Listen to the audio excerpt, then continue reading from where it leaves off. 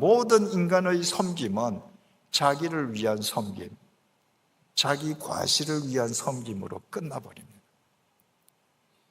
하나님께서 우리에게 눈을 주시고 우리에게 눈을 주셨기 때문에 보고 계시고 듣고 계시는 그 신뢰, 정말 아무도 보지 않게 이름도 없이 빛도 없이 섬기는 자를 하나님께서 어떻게 보고 어떻게 그를 높이시는지 그 신뢰를 우리가 성경 안드레를 통해서 한번 함께 생각해 보고자 합니다. 먼저 요한복음 1장 35절에서 42절을 한번 내용을 같이 보겠습니다. 35절입니다. 요한복음 1장 35절입니다. 또 이튿날 요한이 자기 제자 중 두 사람과 함께 섰다가, 여기에서 요한은 예수님의 제자 요한이 아니라 요단강에서 세례를 베풀던 세례자 요한을 의미합니다. 어느 날 세례자 요한이 자기 제자 2명하고 지금 서 있다, 이 말입니다. 36절입니다. 예수께서 거니심을 보고 말하되 보라, 하나님의 어린 양이로다. 세례자 요한이 두 제자하고 서 있는데 마침 멀찍이 예수님께서 지나가시는 모습이 보였습니다. 그래서 세례 요한이 두 제자에게 얘들아, 저분이 하나님의 어린 양이시다 라고 말했습니다. 하나님의 어린 양이라는 표현은 메시아를 가리키는 유태인식 표현이었습니다. 저분이 바로 메시아, 우리를 구원하러 이 땅에 오신 그리스도시다, 지금 이 말이에요. 37절입니다. 두 제자가 그의 말을 듣고 예수를 따르거늘, 세례자 요한의 두 제자가 스승이 저분이 메시아시다 라는 말을 듣고 두 제자가 그 즉시로 메시아이신 예수님을 따라가기 시작했습니다. 38절입니다. 예수께서 돌이켜 그 따르는 것을 보시고 물어 이르시되 무엇을 구하느냐? 예수님께서 한참 가시다가 뒤에서 자기를 따라오는 사람의 인기척을 아셨습니다. 그래서 예수님께서 발걸음을 돌리셨습니다. 그들을 향해서 당신들 무엇을 요구하시오? 이 문맥의 뉘앙스를 보면요, 지금 이 세례자 요한 제자 두 사람은 저분이 그리스도라고 하시니까 지금 메시아, 이 땅에 강림한 하나님의 아들 성자 하나님이라고 지금 따라가는 거 아닙니까? 그런데 그 메시아가 자기네들을 보고 당신들 내게 무엇을 요구하시오? 뉘앙스상 무엇을 요구하든지 내 다 들어줄게, 이런 뉘앙스입니다. 여러분께서 요즘도 재림주는 많은데 정말 예수님께서 재림하셔서 여러분이 정말 재림주를 만났다고 합시다. 그래서 재림주를 따라가시는데 그 재림하신 주님께서 돌아서셔서 여러분들에게, 내 형제 자매들에게 뭘 해드릴까요? 물으신다면 여러분들 뭐라고 대답하시겠습니까? 뭐 요구할 거 많겠습니까? 그죠? 주로 내가 평소에 필요로 했던 것들. 그런데 이 세례자 요한의 두 제자가 뭐라고 했느냐 하면, 예수께서 돌이켜 그 따르는 것을 보시고 물어 이르시되 무엇을 구하느냐? 이르되 랍비여 어디 계시오니이까 하니, 랍비는 번역하면 선생이라. 참 지혜로운 제자들이고요, 우리가 꼭 본받아야 할 제자들입니다. 오늘날 많은 교인들이 사람의 말에 현혹당합니다. 여러분, 아무리 설교를 잘하는 자의 설교라 할지라도 설교는 공기의 진동에 불과합니다. 순식간에 없어집니다. 이 두 제자는 말로 예수님의 메시아 되심을 확인하려 하지 않았습니다. 당신이 정말 메시아입니까? 우리 스승이 당신이 메시아라고 하는데 당신 메시아 맞습니까? 당신 입으로 좀 한번 확인시켜 주세요. 그러지 않았습니다. 이 두 사람은 당신 어디 계십니까? 바꾸어 말하면 당신이 살고 있는 삶의 현장을 좀 우리한테 보여주세요. 이 두 사람은 예수님의 말로 예수님의 메시아 되심을 확인하려 한 것이 아니라 예수님의 삶의 현장을 보고 그분의 사시는 모습을 보고 그분의 행동을 보고 자신들의 두 눈으로 확인하고 그분이 이 땅에 강림하신 메시아라는 것을 확정하기를 원했던 것입니다. 그래서 당신 어디에 사십니까? 우리 따라가서 좀 봐도 됩니까? 39절입니다. 예수께서 이르시되 와서 보라. 예수님 대답이 간단합니다. 야, 내 아침에 나오면서 내 이불을 안 개켰는데 뭐 집까지 가냐? 우리 여기서 얘기하자. 그게 아닙니다. 예수님 어떤 토도 달지 아니하시고 너희들이 내가 사는 삶의 현장을 보고 내가 메시아인 거 확인하고 싶으니 와서 보아라.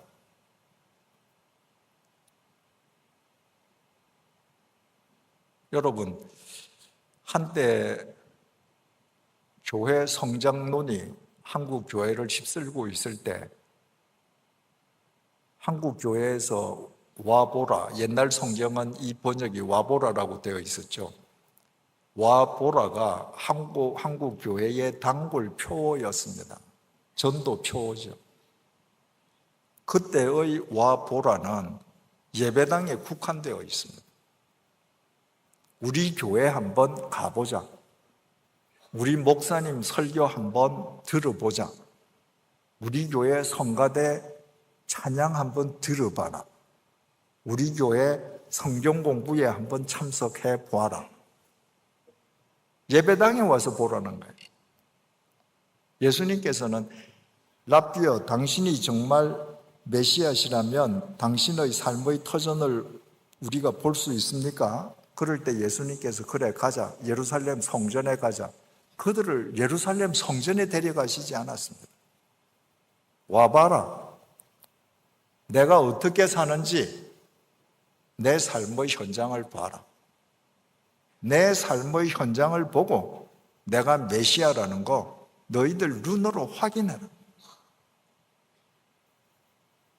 우리는 오늘날 와 보아라의 대상을 예배당이 아니라 우리 삶의 현장, 일터로 확장시켜야 합니다. 당신이 목사입니까? 당신이 장로입니까? 당신이 권사입니까? 당신이 집사입니까? 당신 예수 믿는 그리스도인입니까? 내가 당신 진짜 목사라는 거 어떻게 알아요? 당신이 진짜 장로라는 거 어떻게 알아요? 우리는 답해 줄 수 있어야 합니다. 와봐라. 우리 집에 와봐라. 내가 우리 가족들하고 어떤 인생관과 가치관으로 살아가는지 우리 집에 와서 봐라. 내가 우리 자식들을 어떤 교육관으로 교육시키는지, 우리 자식들로 하여금 이 세상에 대해서 어떻게 공적 책임을 지면서 살게 하는지 우리 집에 와봐라. 네가 내가 장로인 거 알고 싶으니 내 사무실에 와봐라. 내가 얼마나 정직하게 일해서 돈을 벌고 번 돈을 내가 어떻게 쓰고 있는지 네 눈으로 와서 봐라. 그리고 내가 장로인지 아닌지 네가 확인해라. 여러분, 우리가 예수님처럼 내 삶의 터전으로, 내 사무실로, 내 일터로 사람들을 와 보라라고 말하고 그들이 와서 보고 우리를 따라서 살게 할 수 있지 않는 한 교회가 아무리 많아도 교회로 인해 세상은 새로워지지 않습니다. 그리스도인의 집은, 그리스도인의 일터는 투명한 유리가 끼워져 있는 진열장이어야 합니다. 누구든지 들여다볼 수 있어야 합니다. 와봐라. 예수님께서 와봐라. 주저없이 말씀하셨습니다. 39절 다시 읽습니다. 예수께서 이르시되 와서 보라. 그러므로 그들이 가서 계신 데를 보고 그날 함께 고하니 때가 10시쯤 되었더라. 아침에 이들이 예수님의 삶의 현장에 갔습니다. 그리고 10시, 지금 시간으로 오후 4시까지 예수님께서 어떻게 사시는지, 그 삶의 현장에서 예수님께 질문했을 때 예수님께서 어떻게 답변하시는지 세세하게 자기들의 눈으로 다 확인했습니다. 40절입니다. 요한의 말을 듣고 예수를 따르는 두 사람 중의 하나는 시몬 베드로의 형제 안드레라. 바로 이 예수님의 삶의 터전까지 따라갔던 두 사람 중의 한 사람이 그 유명한 베드로의 형제 안드레라는 것입니다. 41절, 42절입니다. 그가 먼저 자기의 형제 시몬을 찾아 말하되 우리가 메시아를 만났다 하고, 메시아는 번역하면 그리스도라. 안드레가 그날 오후 4시까지 온종일 예수님의 삶의 현장에서 예수님의 메시아 되심을 확인하는 즉시 가장 먼저 한 일이 집으로 뛰어간 겁니다. 그리고 자기 형제 시몬이 베드로죠. 자기 형제를 찾아서 우리가 메시아를 만났다. 이미 메시아시라는 것을 확인한 겁니다. 확인이 끝났습니다. 그러고 가서 자기 형제 베드로에게 이거 봐, 나 메시아 만났어. 왜 그래요? 자랑하려고? 42절, 데리고 예수께로 오니 예수께서 보시고 이르시되 내가 요한의 아들 시몬이니 장차 게바라 하리라 하시니라. 게바는 번역하면 베드로라. 안드레가 가장 먼저 한 일이 베드로에게 가서 내가 메시아 만났어. 유대인이라면 모두 메시아를 열망하고 있었거든요. 그리고는 자기 형제의 손을 잡고 예수님에게로 인도해 갔습니다. 메시아를 만나고 안드레가 가장 먼저 한 일은 형제를 메시아 앞으로 데리고 가는 거였습니다. 여러분, 이게 쉽겠습니까? 여러분, 우리라면 어떻게 하겠습니까? 내 스승이 저분이 메시아시라고 선포했습니다. 내가 믿는 스승이에요. 그 스승의 말을 듣고 그분을 따라갔습니다. 그리고 그분의 삶의 터전에서 그분이 메시아라는 것을 내 눈으로 확인했습니다. 우리라면, 아니 저라면 제일 먼저 제 자신부터 생각할 겁니다. 예수님 옷자락 붙잡고 주님, 제 지금부터 주님 따르겠습니다. 저 버리지 마시고 끝까지 저를 사용해 주십시오. 이 안드레는 메시아를 만나자마자 가장 먼저 생각한 것이 자기 형제였습니다. 그 형제가 어떤 형제입니까, 여러분? 예수님께서는 단 한 번도 베드로를 수제자라고 말한 적이 없는데 세상 사람들은 베드로를 수제자라고 부르지 않습니까? 왜 그럽니까? 성경을 우리가 가만히 읽어보면 베드로가 제일 열정적인 인간이거든요. 안 끼는 데가 없습니다. 베드로만 있으면 다른 사람들은 다 죽습니다. 안드레는 그 베드로하고 형제입니다. 그동안 살아오면서 베드로 때문에 자기는 늘 치이는 삶을 살았을 겁니다. 자기 혼자 예수님 따라가면 내가 예수님 1번 타자 제자로 내가 빛을 볼 수 있습니다. 내가 세상에서 제일 잘 아는 내 형제, 누구보다도 앞장서고 자기가 우두머리 하려고 그러고 모든 일에 다 간섭해야 되는 베드로 데려가면 자기는 치이는 거 압니다. 그거 알면서 베드로 데리고 갔습니다. 여러분, 이 안드레가 만약에 자기 형제를 생각하고 자기 형제를 데리고 가지 않았더라면 성경을 통해서 우리가 만날 수 있는 베드로, 예수님 제자 베드로는 이 세상에 존재하지 않습니다. 제가 예전에 주님의 교회 목회할 때 그때 함께 신앙생활 하시던 분이 저하고 연배가 비슷한데 어느 날 성경 공부하면서 지난 얘기들을 나누다가 그분이 군대 얘기를 했습니다. 군에 있을 때 그분은 예수 믿는 분이 아니었습니다. 주님의 교회에 발을 들여놓을 때까지 그분은 단 한 번도 예수 예자도 생각해 본 적이 없는 분이십니다.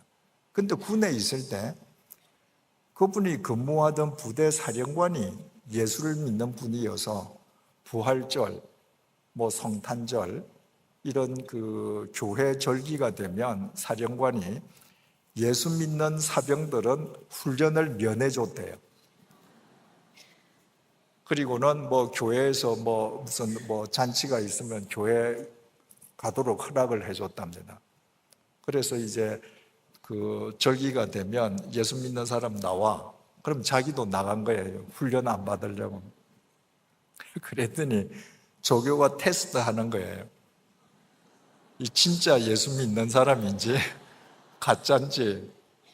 그리고 이 사람 차례가 되니까 조교가 너 진짜 맞아? 그래서 저 진짜 맞아요. 그랬더니 예수 제자 이름 하나 대봐. 그래서 자신 있게 베드로 이랬대요. 보세요. 예수 안 믿는 사람도 베드로 다 알죠? 예수 믿는 사람도 그 베드로를 인도한 사람이 안드레라는 사실은 모릅니다. 안드레 때문에 베드로가 존재할 수 있었습니다.